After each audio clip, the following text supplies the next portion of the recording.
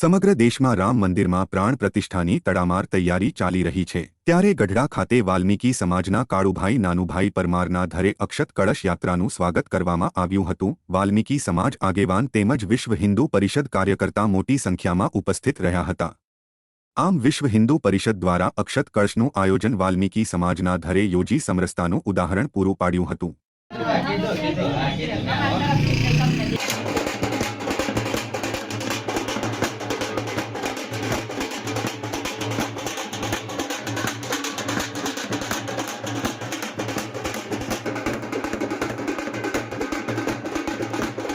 પરમાર વિધિ કનુભાઈ દીકરી છું અને અમારા ઘરે વિશ્વ હિન્દુ પરિષદ નિમિત્તે અમારા ઘરે જે કળશ છે એની માટે જે આત્મસન્માન થયું છે એની માટે અમે ખૂબ આનંદ અનુભવીએ છીએ અને ગઢડા પ્રતિ જે બધા મહાનુભાવો આવ્યા છે એની સાથે પણ અમે ખૂબ મારા ફેમિલી અમે ફૂલ પરિવાર પરમાર પરિવાર ખૂબ આનંદ અનુભવીએ છીએ। જય